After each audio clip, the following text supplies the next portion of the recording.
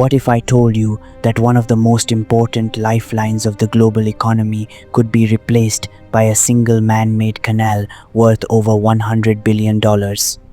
And what if understanding this idea could completely change the way you see oil, global power, and the future of money? In this video, you're going to discover how a single narrow waterway controls trillions of dollars, why it's constantly under threat, and whether a massive canal project could actually reshape global finance forever. Right now, there is a narrow stretch of water that quietly controls nearly 20% of the world's oil supply.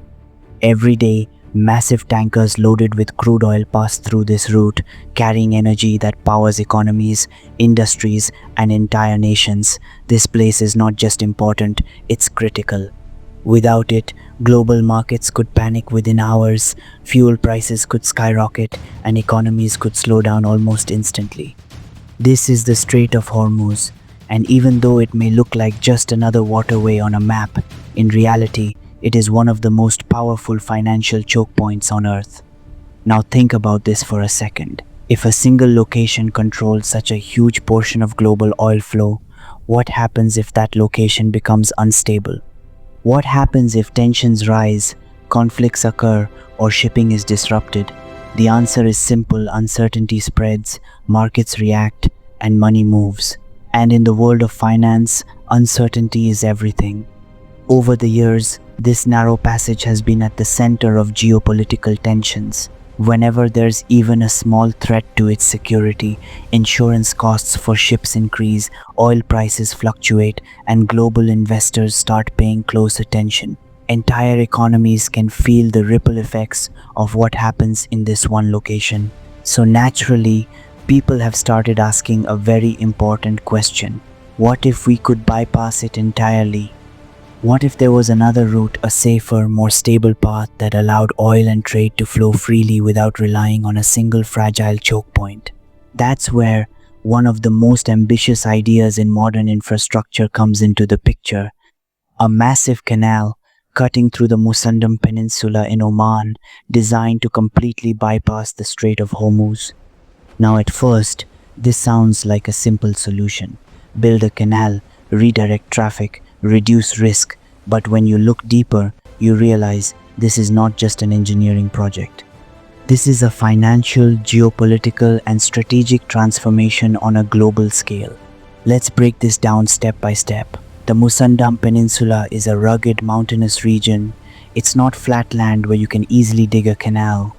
It is dominated by the Hajar Mountains, towering, rocky terrain that reaches heights of around 2,000 meters. Imagine trying to carve a waterway through something like that.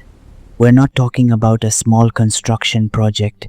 This would be one of the most complex engineering challenges in human history.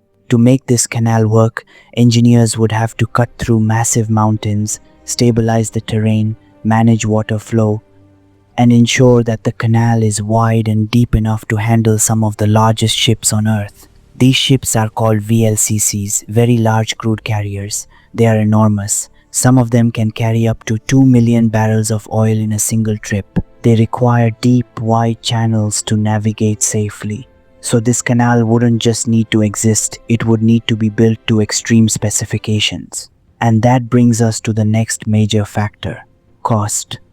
Estimates suggest that such a project could cost hundreds of billions of dollars, not millions, not even tens of billions. We're talking about a financial commitment on the scale of entire national budgets. Now think about the financial implications of that. For a project like this to make sense, it would need to generate massive returns over time. It would need to attract global shipping, reduce risks, and create long-term economic value. But here's where things get even more interesting. Even if this canal is built, does it actually solve the problem? Or does it simply move the problem somewhere else? Because at the end of the day, a canal is still a single route, it's still a choke point. Instead of ships passing through the Strait of Hormuz, they would pass through this canal. And that means the same vulnerabilities still exist, just in a different location. From a financial perspective, this raises serious questions. Would global investors see this as a solution, or just a shift in risk? Would insurance costs decrease or would they remain high because the underlying issue hasn't been fully solved? And most importantly, who controls the canal? Because control over such infrastructure is not just about transportation, it's about power. Throughout history, whoever controls key trade routes often holds significant influence over global markets. Whether it's canals, straits, or shipping lanes, these routes become financial arteries of the world economy. Now let's take a step back and look at Oman's position in all of this. Oman is known for its stability and strategic location. It sits at the edge of this critical region, quietly playing an important role in global trade. But despite this, Oman has not officially pursued this canal project. Why? Because Oman has been focusing on other priorities: tourism, infrastructure, and sustainable economic development. From a financial standpoint, this makes sense. A project of this scale is not just expensive, it's risky. It requires long-term planning, international cooperation, and massive capital investment. And even then, there's no guarantee of success. So instead of jumping into a high-risk mega project, Oman has chosen a more balanced approach to growth. And this brings us to a key lesson in finance. Just because something is possible doesn't mean it's profitable.